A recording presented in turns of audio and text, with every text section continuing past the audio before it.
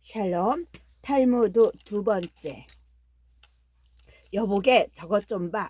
과일이 가득 들어있는 과일 바구니군. 하지만 오두막의 천장은 몹시 높았습니다. 죽을 힘을 다해 폴짝 뛰어 보았지만 어림도 없었습니다. 있는 힘을 다해 볼짝볼짝 뛰어보던 한 친구는 그만 털썩 주저앉고 말았습니다. 나는 더는 못하겠네.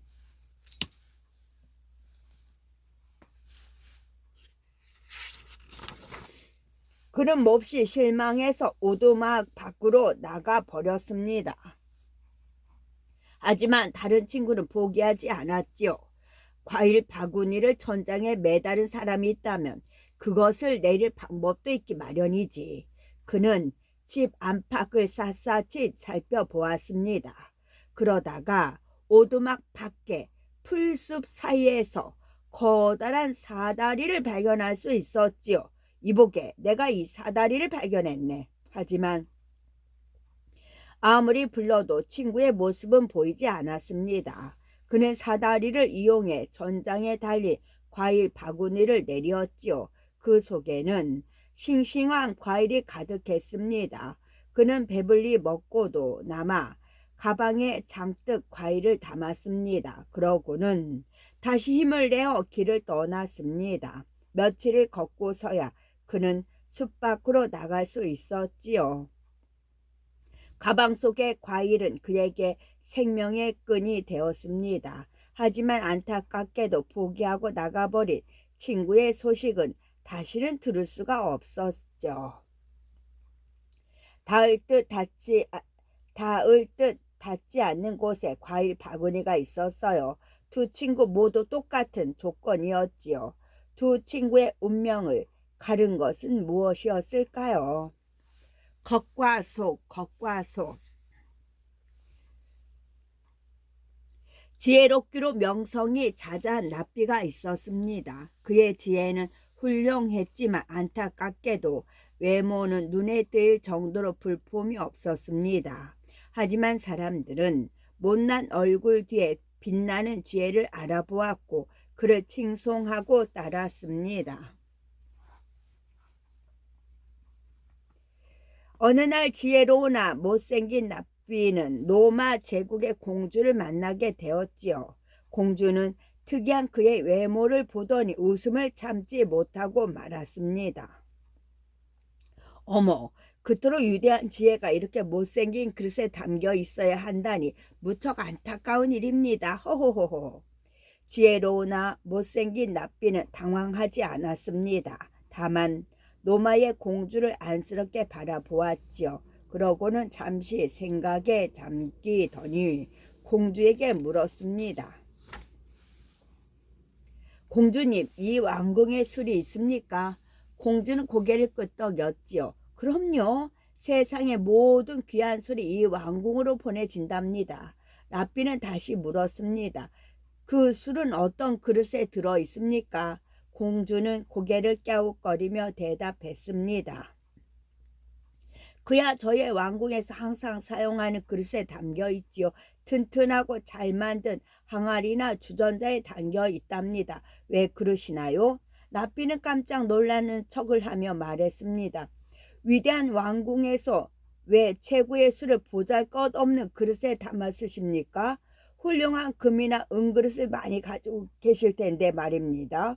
귀중한 술이라면 아름다운 그릇에 더 잘 어울리는 것이 아닐까요? 공주는 듣고 보니 그 말이 맞는 듯도 했습니다. 왕궁에는 금과 은으로 된 화려한 그릇이 많이 있었습니다. 공주는 신하들을 시켜 가장 아름답고 귀한 금 항아리와 은 항아리를 가져다 술을 옮겨 담았습니다. 며칠 후 큰일이 났습니다. 공주가 옮겨놓은 금항아리, 은항아리에 담긴 술의 맛과 향이 모두 변해버린 것입니다. 황제는 귀한 술을 모두 버렸다며 노발대발했습니다. 누가 금과 은그릇에 술을 담아 귀한 술을 모두 버렸느냐? 공주는 차마 고개를 들지 못하였지요.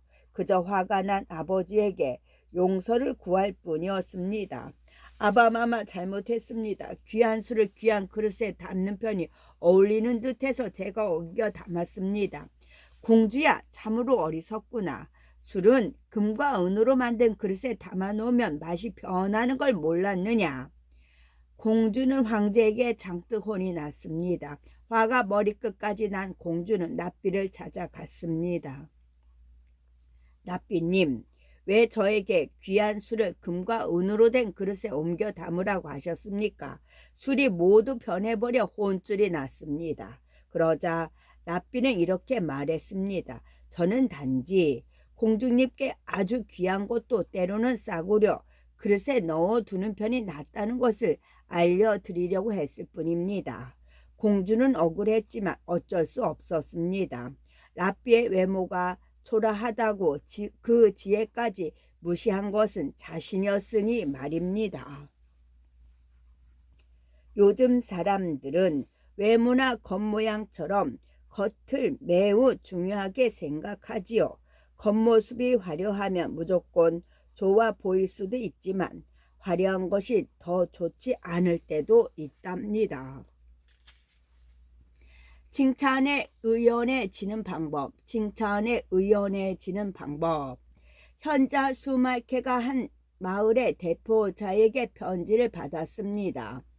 위대하신 납비 슈말케님, 온 세상이 당신의 현명함을 진송하고 있습니다. 그 지혜에 대한 칭찬이 우리 마을까지 가득합니다. 우리 마을에는 납비님처럼 훌륭하신 분의 지혜가 필요하답니다. 부디 우리 마을에 오셔서 율법을 가르쳐 주십시오. 수말케는 대표자의 칭송에 얼굴이 화끈거렸지만 그 제안을 받아들이기로 했습니다. 그가 마을에 도착하자 온 마을 사람들이 환영 인사를 나와 주었지요. 만나는 사람마다 그에게 존경을 표시했습니다. 마을에서 가장 좋은 방도 내주었고요. 수말케는 기쁜 표정으로 방에 들어갔습니다. 그런데 몇 시간이 지났는데도 수말케는 방 밖으로 나오지 않았습니다. 수말케 납비님은 언제 나오시나요? 음식이 식어가는데 어찌해야 할까요? 마을 사람들은 성대한 환영 잔치를 준비하고 있었지요. 기다리다 못해 마을의 대표가 수말케의 방으로 찾아갔습니다. 그런데 방문 밖으로 그가 소리치는 소리가 들렸습니다. 납비 수말케, 그대는 위대하다. 수말케는 최고이다. 나는 세상에서 가장 현명한 납비이다. 나는 타고난 지도자이다. 신도 특별히 나를 사랑하신다. 마을의 대표는 수말케의 자기 자랑을 한참 동안 서서 듣고 있었습니다. 더 이상 참을 수 없는 기분이 들자 그는 수말케의 방문을 쾅쾅쾅 세게 두드렸습니다. 납비님, 사람들이 기다리고 있습니다. 수말케는 방문을 열고 나왔습니다. 마을의 대표는 잔치가 열리고 있는 연회장으로 그를 안내하였지요. 그리고 궁금함을 참지 못하고 수말케에게 물었습니다. 납비님, 죄송하지만 대문 밖으로 새어나오는 음성을 듣게 되었습니다. 한참 동안이나 자신을 칭찬하시던데요. 왜 그런 행동을 하신 겁니까? 그러자 납비 수말케가 대답했습니다. 저는 스스로 다른 사람의 칭찬이나 입에 바른 인사에 약하다는 걸 잘 알고 있습니다. 그런 말을 들으면 금세 우쭐해지고 말지요. 아까 마을 입구에서도 엄청난 칭찬을 들었습니다. 전에게 성대한 잔치를 해주신다고 하셨으니 보나마나 최고의 칭찬을 해주시겠지요. 그래서 미리 익숙해지려고 이러고 있었습니다. 네? 익숙해지려고 하셨다고요? 세상 일이란 자꾸 접하면 익숙해지지 않겠습니까? 저도 자신을 칭찬하는 것이 무척 우스워 보인다는 것을 잘 알고 있습니다만 이렇게 해서라도 적응하는 편이 나을 것 같아 그랬답니다. 마을의 대표는 납비 수말케의 현명함에 담복했습니다. 하지만 굳이 입 밖으로 내어 칭찬하지는 않았다고 합니다.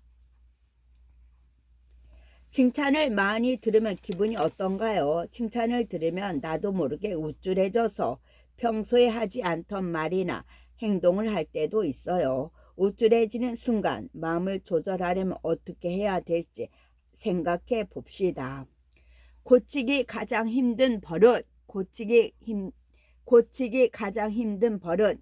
한 남자에게 딸 셋이 있었는데 어려서부터 용모가 빼어나 마을에 소문이 자자하였지요. 어느덧 어여쁜 아가씨로 자란 세 딸 앞으로 혼담이 밀려오기 시작했습니다.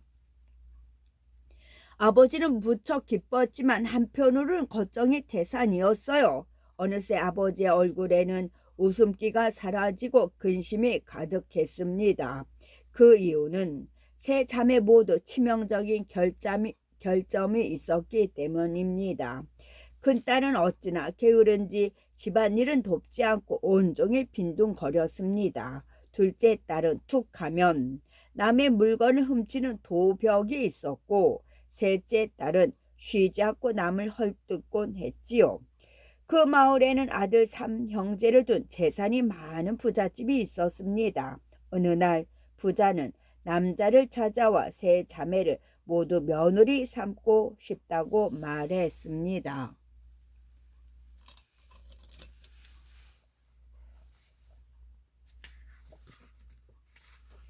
며칠 전 시장에서 자네의 세 딸을 보았네. 마음이 끌리는 것이 인연이 아닐까 해서 말일세. 내게 세 아들이 있고 자네에게 세 딸이 있으니 모두 짝을 이뤄 결혼하면 어떻겠는가. 그거 좋은 생각이네. 그런데 내 딸들에게는 고칠 점이 있는데 괜찮겠나? 아버지는 딸들의 단점을 솔직하게 털어놓았습니다. 부자 사돈은 껄껄 웃더니 호기롭게 말했습니다. 하하, 그런 사정이 있었군. 내가 고쳐보겠네. 그리 어려운 일이 아니니 너무 걱정하지 말게나. 마침내 세 자매는 3형제와 짝을 이루어 결혼을 하였지요. 3명의 며느리를 맞이한 부자는 게으른 첫째 며느리에게는 하인을 여러 명 주었습니다. 그러니 마음껏 게으름을 피워도 흉이 되지 않았죠. 도벽이 있는 둘째 며느리에게는 아예 커다란 창고를 맡겼습니다. 모든 물건을 마음껏 가질 수 있으니 더 이상 물건을 훔치지 않았지요. 그리고 셋째 며느리에게는 아침마다 말을 걸어 주었습니다. 며느리는 매일 그를 붙들고 험담을 늘어 놓았습니다. 세 딸을 시집 보내놓고 아버지의 걱정은 이만저만이 아니었습니다. 1년이 지난 후 그는 딸들의 안부를 물으러 사돈댁으로 갔지요. 첫째 딸을 만나니 이렇게 말했습니다.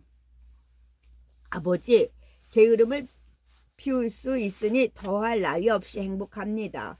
둘째 딸을 만나니 이렇게 말했습니다. 원하는 건 다 가질 수 있으니 더 탐낼 것도 없습니다. 셋째 딸을 만나니 이렇게 말했습니다. 시아버지께서 저를 못 믿으시는 건지 틈나는 대로 꼬치꼬치 물어보십니다. 저는 너무 힘이 듭니다. 아버지는 세 딸 모두 잘 살고 있다고 생각하고 집으로 돌아왔습니다. 세 딸이 지내는 이야기를 아내에게 하자 아내는 걱정스러운 얼굴로 물었습니다. 첫째와 둘째는 잘 살고 있는 것 같은데 셋째는 시집살이가 고된 것이 아닐까요? 그러자 아버지가 말했습니다. 그 녀석은 아직도 남 흉보는 걸 좋아할 뿐이요. 다른 건 다 고쳐도 남 흉보는 건 어쩔 수 없나 보오. 아내는 그제야 안심을 하며 고개를 끄덕였습니다. 악마의 선물, 악마의 선물. 세상이 처음 시작돼도 옛날 옛적에 한 인간이 나무 한 그루를 심고 있었습니다. 악마가 그 모습을 보고 물었죠. 뭐라는 거지? 인간이 대답했습니다. 신으로부터 선물 받은 나무를 심고 있는 중이야. 악마가 물었죠. 이건 처음 보는 나무인데 인간이 대답했습니다. 이 나무가 자라면 아주 달콤하고 향기로운 열매가 열린다네. 잘 익은 열매를 따서 즙을 내어 마시면 기분도 좋아진다고 했어. 악마는 달콤하고 향기로운 열매가 열린다는 나무가 무척 마음에 들었지요.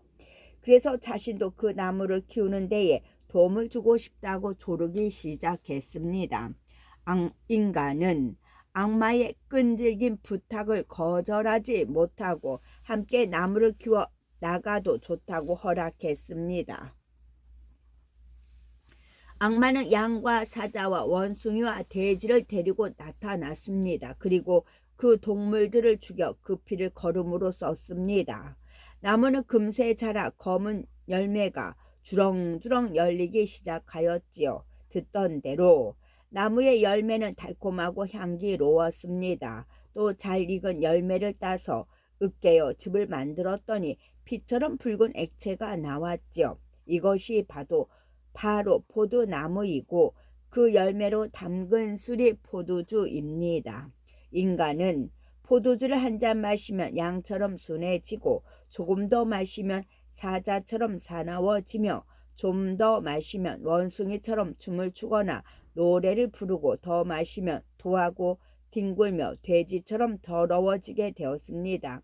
이 모든 것이 포도나무에 악마의 손길이 닿아서 그렇게 되었다고 합니다. 탈무드에는 이런 말도 있어요. 술 한 잔은 좋지만 두 잔은 품위를 떨어뜨리고 석 잔은 부도덕해지며 네 잔은 자멸한다. 우물, 쪽제비 그리고 사랑. 우물, 쪽제비 그리고 사랑. 한 소녀가 가족과 함께 여행하고 있었습니다. 아침에 눈을 뜬 소녀는 잠시 혼자 걷고 싶은 생각이 들었죠. 이른 새벽 혼자 산책길을 걸어보았습니다. 아름다운 경치에 마음을 빼앗긴 채 한참을 걷다 보니 소녀는 자신이 길을 잃었다는 사실을 깨달았지요.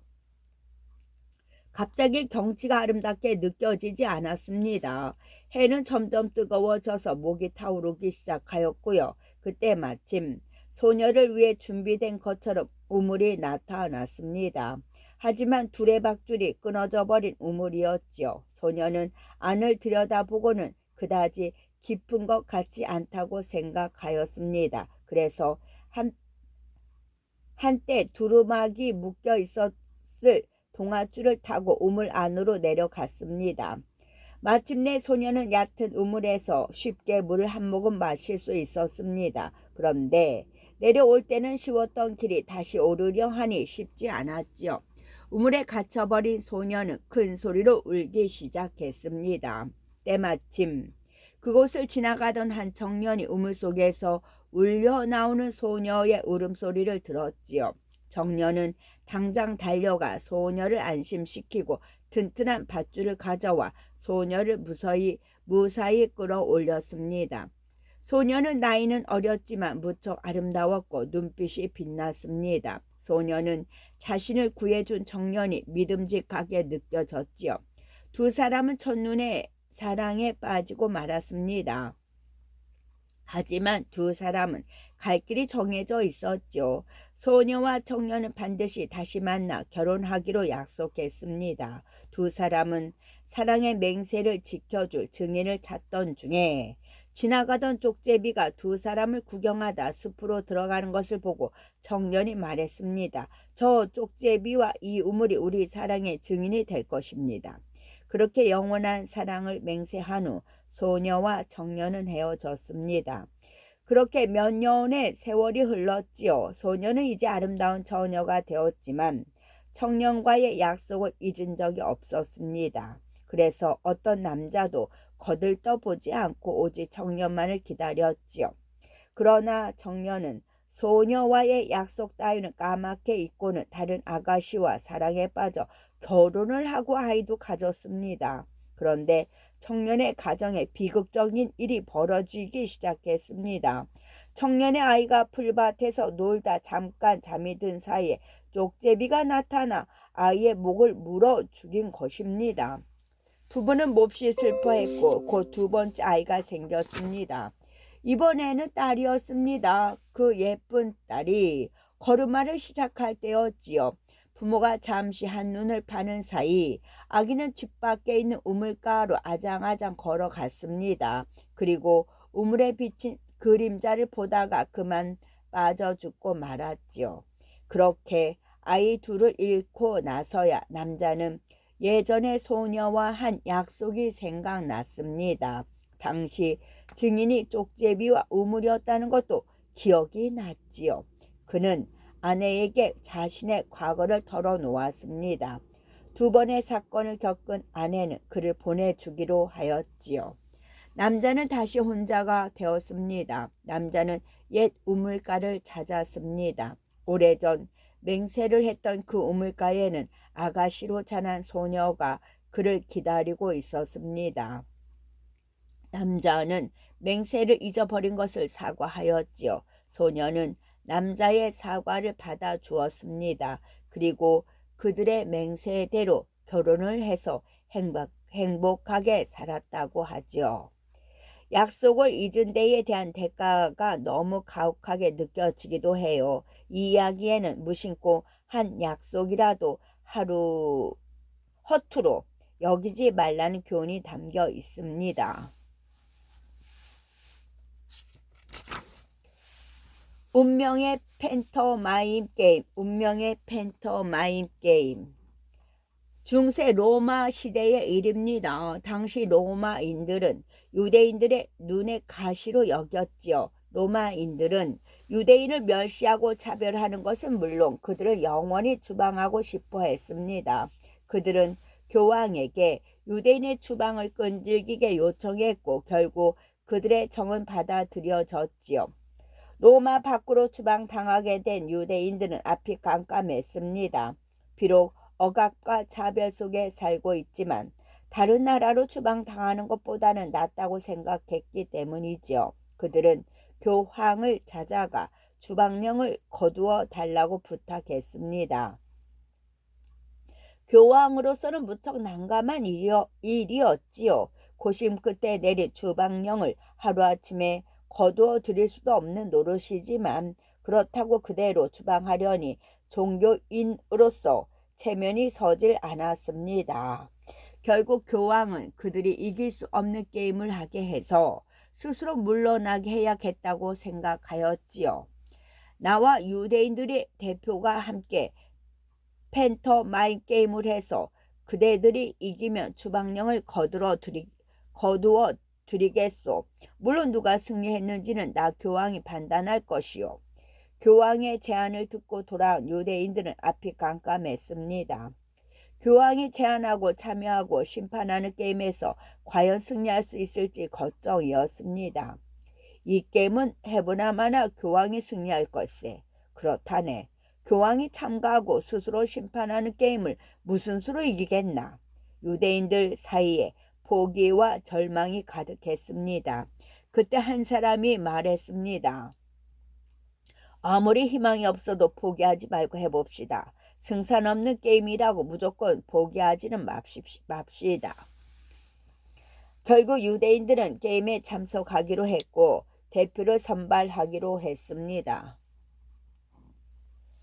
모두 책임을 회피하기 했습니다. 하지만 질 것이 뻔한 게임에 선뜻 나서는 사람은 없었지요. 모두가 책임을 회피하고 있을 때 한 남자가 손을 번쩍 들고 지원했습니다. 바로 회당의 관리인이었지요. 현명한 랍비 중에서 대표를 뽑을 생각이었던 유대인은 처음에는 말도 안 되는 일이라며 고개를 저었습니다. 하지만 게임에 참여하겠다는 랍비가 나타나지 않자 어쩔 수 없이 그를 대표로 내세우기로 했습니다. 드디어 결전의 날이 밝았습니다. 교황은 성 베드로 광장에 마련된 옥좌에 앉아 있었지요. 유대인을 대표하는 관리인도 랍비들과 함께 광장에 도착했습니다. 운명을 건 팬터마임 게임이 시작이 되었죠. 교황이 먼저 손가락 하나로 땅을 가리켰습니다. 순간 교황의 얼굴은 조금 당황한 듯 보였습니다. 다시 교황은 손가락을 들어 관리인의 얼굴 정면에 내밀었습니다. 관리인은 지지 않고 손가락 3개를 펴서 교황 앞에 내밀었습니다. 교황의 얼굴이 어두워졌습니다. 마지막으로 교황이 호주머니에서 사과를 하나 꺼내 들었습니다. 그러자 관리인은 가지고 온 가방을 뒤지더니 빵 한 조각을 꺼내 들었습니다. 교황은 잠시 고개 숙여 고민하더니 큰 소리로 말했습니다. 이 대결에서 나는 졌습니다. 약속대로 유대인의 추방령을 취소하겠습니다. 교황 옆을 지키던 사람들이 놀라 의자에서 벌떡 일어섰습니다. 유대인들은 환호성을 지르며 그 자리를 떠났지요. 놀란 신하들이 교황에게 물었습니다. 도대체 어떻게 된 일입니까? 저희로서는 도저히 이해할 수가 없습니다. 교황은 체념한 듯한 목소리로 말했습니다. 그는 참으로 위대한 신학자였소. 나는 처음에 온 우주가 신에게 속해 있다고 하늘을 가리켰는데 그는 땅을 가리켰소. 그곳에 악마가 지배하는 지옥이 있음도 내게 일깨워 준 것이오. 그래서 이번엔 하나님은 한 분이라며 손가락을 하나를 보여주니 그는 삼위일체를 말하며 손가락 3개를 내보였소. 마지막으로 지구가 둥글다는 것을 말하려고 사과를 내보였더니 그는 성경에는 지구가 평평하다는 것을 말하는 듯 빵 조각을 꺼내 들었소. 그런 진정 천재 신학자요. 한편 유대인들도 회당에 도착했습니다. 관리인은 영우 대접을 받았지요. 납비들이 물었습니다. 대체 어떻게 된 게임입니까? 눈으로 보고도 뜻을 알 수가 없습니다. 관리인은 기가 찬다는 듯이 이야기했습니다. 교황은 처음에 유대인들을 떠나라는 듯 손으로 하늘을 가로그었습니다. 그래서 이 땅에 살겠다고 저는 땅을 가리켰지요. 또 건방지게 굴지 마라는 듯 손가락으로 제 얼굴을 가리키기에 저는 지지 않고 손가락 3개를 내보이며 그러지 마라. 나는 혼자가 아니다 라고 말했습니다. 마지막 문제는 무엇이었습니까? 그야 자기가 먹을 점심을 꺼내 보이기에 저도 제 점심을 꺼내 보여준 것이지요. 납비들은 관리인의 말이 이상하게 느껴지기도 했지만 그게 상관하지는 않았습니다. 유대인들은 추방당하지 않게 된 것을 기뻐하며 축배를 들었습니다. 교황과의 대결은 이길 가능성이 거의 없는 게임이었지요. 하지만 관리인의 당당한 행동이 예상하지 못한 결과를 가져왔습니다. 이처럼 세상 일은 꼭 이길 것만 같아도 질 때가 있고 질 것만 같은 게임도 이길 때가 있답니다. 근심은 빨리 끝낸다. 근심은 빨리 끝낸다. 랍비이면서 뛰어난 상인인 사람이 있었습니다. 그런데 어떤 사업에 전 재산을 걸었다가 그만 모두 잃고 말았지요. 말 그대로 빈털터리가 되고 만 것입니다. 제자들은 그가 슬퍼하며 절망하고 있을 것이라 걱정되어서 그에게 달려갔습니다. 그런데 놀랍게도 납비는 평소와 다름없이 책을 읽으며 연구를 하고 있었지요. 조금 전 재산을 잃은 사람이라고는 믿어지지 않았습니다. 오히려 표정은 평온하기까지 하였지요. 제자들은 납비에게 물었습니다. 스승님, 전 재산을 잃으셨다는 소식을 들었습니다. 스승님, 전 재산을 잃으셨다는 소식을 들었습니다. 그런데 아무렇지도 않으십니까? 아무 걱정이 없으십니까? 그러자 납비가 말했습니다. 물론 나도 걱정이 많았네. 그런데 알다시피 신은 나를 축복하셔서 보통 사람들보다 머리가 빨리 돌아가는 것을 허락해 주셨지 않나. 그런 능력은 내가 납비가 되어 지혜를 얻는 힘이 되었지. 뭐 근심도 마찬가지라네. 다른 사람이 한 달 동안 근심할 것을 방금 1시간 만에 끝내버렸다네. 제자들은 스승의 지혜에 담복하며 다시 달무드 공부를 시작할 수 있었지요. 스승을 당해낼 자는 아무도 없을 것이라고 생각하면서 말입니다.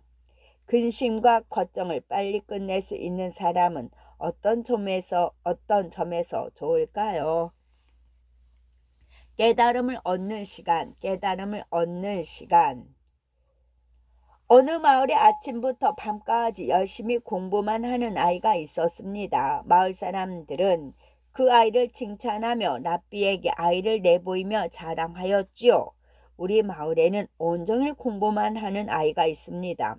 어찌나 열심히 공부를 하는지 눈을 뜨면 책부터 보고 밥을 먹을 때도 책을 읽고 잠자기 직전까지 책을 읽습니다. 이 아이가 얼마나 똑똑한지 봐주십시오. 그 말을 듣고 랍비가 말했습니다. 이 아이는 아마도 아는 것이 거의 없을 것입니다. 마을 사람들은 당황하며 그 이유를 물었지요. 온종일 책만 읽으니 생각할 시간이 없고 깨달음을 얻을 시간을 못 갖자니 어찌 아는 것이 있겠습니까?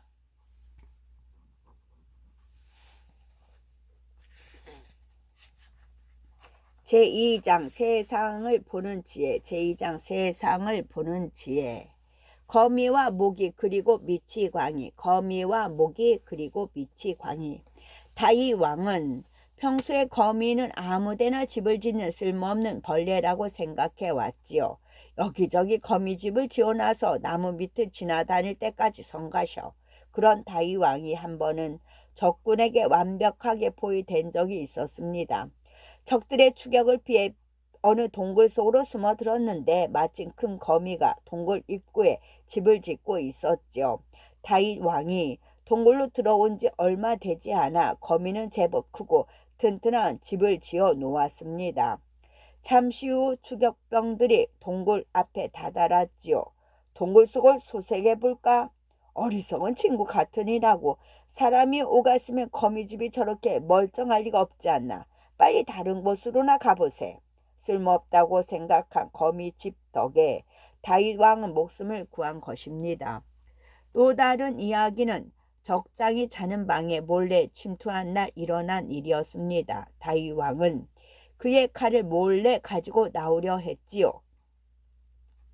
이렇게 당신의 칼을 가져올 수 있으니 당신의 목을 가져오는 것은 식은 죽 먹기라는 식으로 겁을 주어 항복을 받아낼 생각이었습니다. 가까스로 적장이 자는 방에 들어갔는데 칼이 다리 밑에 있어서 꺼낼 수가 없었지요. 어쩔 수 없이 포기하고 돌아서려는데 모기 한 마리가 적장의 다리 위에 앉은 것이 아니겠습니까?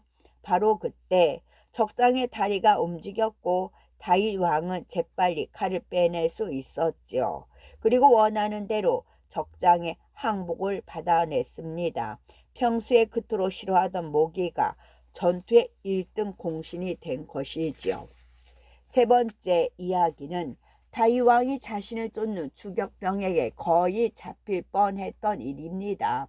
이때 다윗 왕은 머리카락을 풀고 옷을 풀어 헤친 후 미치광이 흉내를 내었죠. 추격병들은 설마 저런 미치광이가 다윗 왕은 아니겠지라고 여기고 그냥 지나쳐 갔습니다.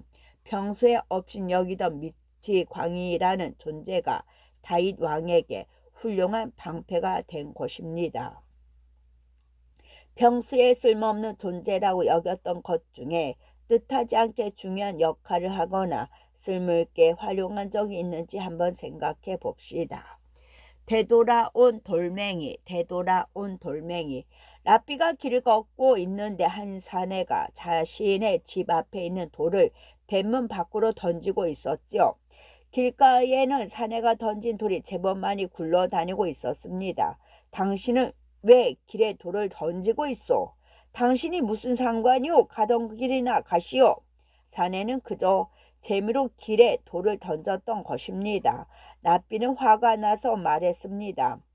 잘못한 일은 반드시 나에게 되돌아오는 법이요. 사내는 아랑곳하지 않고 돌 던지는 일을 계속했습니다. 그 이후 10년이 흘렀습니다. 사내는 사는 집을 다른 사람에게 팔았습니다. 좋은 값을 받은 그는 신이 나서 집 밖으로 나섰습니다. 그런데 대문 밖에 나가자마자 심하게 꼬꾸라지고 말았습니다. 길가의 돌멩이에 걸려 넘어진 것이지요. 바로 10년 전 자기가 버렸던 그 돌멩이였습니다. 그는 부러진 다리를 부둥켜 안고 후회했지만 이미 돌이킬 수는 없었습니다. 잘못을 저지를 때에 그것이 내게 해가 되어 돌아오리라고 생각하는 사람은 거의 없을 거예요. 탈무드에서는 자신의 잘못은 시간이 걸리더라도 반드시 죗값을 치르게 된다고 말하고 있지요. 때로는 화려한 복장도 필요해. 때로는 화려한 복장도 필요해.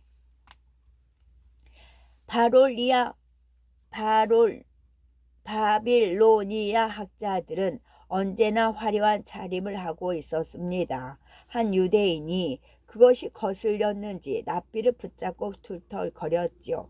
왜 저들은 학자이면서 굳이 화려한 옷차림으로 자신을 꾸미는 걸까요? 옆에 있던 남자가 재빨리 대답했습니다. 그들이 훌륭한 학자가 아니기 때문이 아닐까요? 학식이 부족하니 화려하고 좋은 옷을 입어서라도 사람들에게 멋있게 보이려고 하는 것이겠지요. 제 말이 맞지요, 랍비님? 그러자 랍비가 대답했습니다. 그대들은 오해하고 있는 것 같군. 네? 바빌로니아 학자들의 학식은 무시할 만한 수준이 아니오. 나는 일찍이 그들의 책을 구해 읽어 잘 알고 있어. 저들이 스스로 꾸민 이유는 자신이 사는 곳에서는 꾸미지 않아도 평판으로 인정받을 수 있지만 낯선 곳에서는 상황이 다르기 때문이요. 사람들이 물었습니다. 그럼 낯선 곳에 갈 때는 꾸며야 한다는 말씀이신가요? 그렇소. 당신을 아는 사람이 없는 곳에 갈 때는 옷차림으로 가장 먼저 판단받을 것이요. 그러니 화려하게 꾸며도 흉이 되지 않소. 오히려 자신을 드러내는 데에 도움이 될 것이요. 랍비는 화려하다고 무조건 경멸하는 것도 옳지 않다고 말했습니다. 사람들은 랍비의 말에 고개를 끄덕였지요. 겉모습이 초라하면 무조건 얕보거나 지나치게 꾸미면 색 안경을 끼고 보는 사람들도 있어요. 겉모습만으로 사람을 판단하면 어떤 일이 일어날까요? 형제의 우애, 형제의 우애.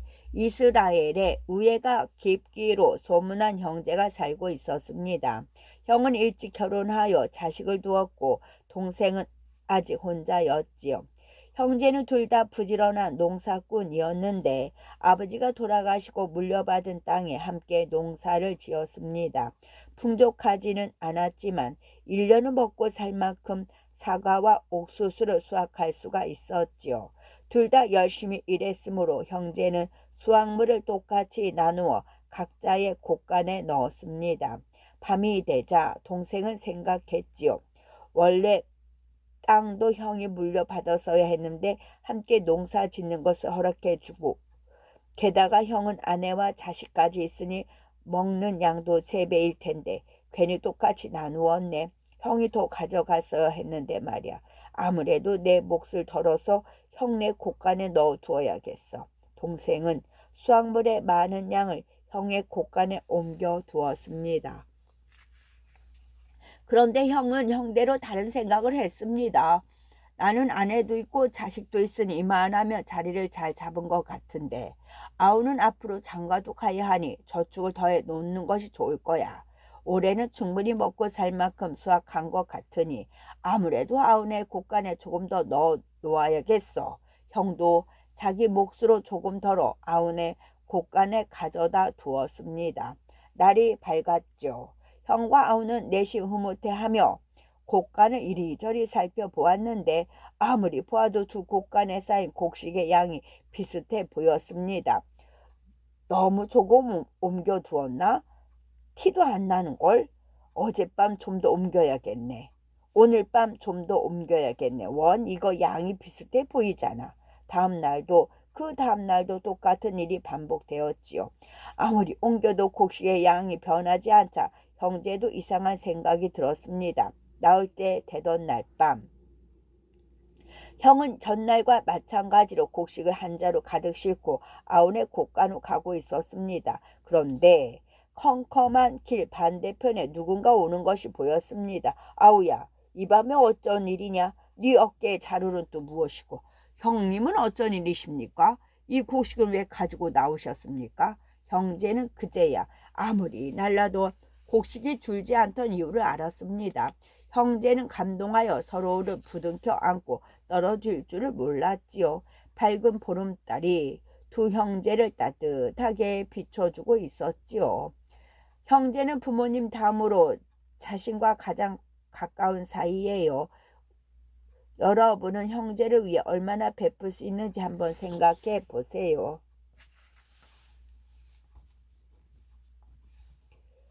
야생양 한 마리, 야생양 한 마리. 양은 사람에게 무척 친숙한 동물이면서 많은 것을 나누어 줍니다. 양털은 물론 젖과 고기까지 얻을 수 있으니까요. 양치기 소녀는 양들이 넓은 풀밭을 돌아다니며 자유로이 풀을 뜯어 먹을 수 있게 지키는 일을 합니다.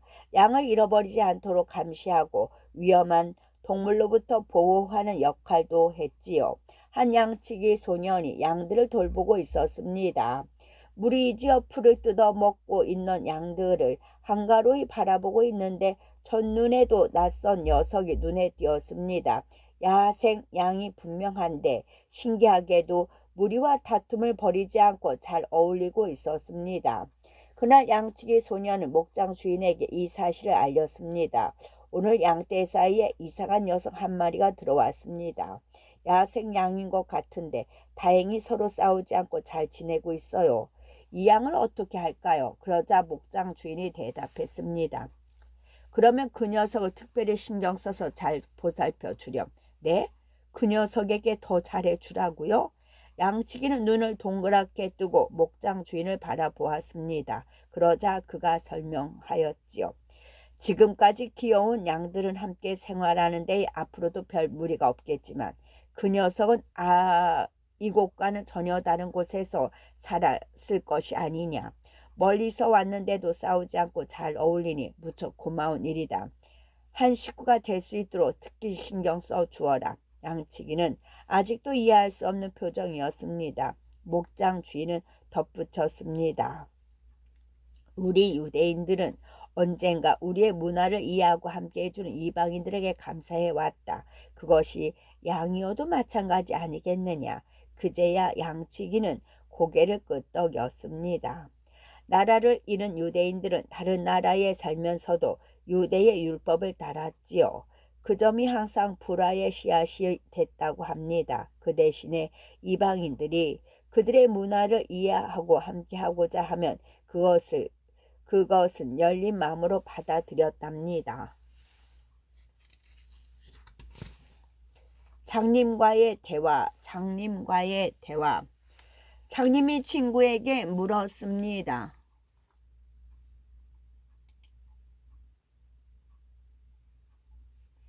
장님이 친구에게 물었습니다. 우유가 어떻게 생긴 것인가?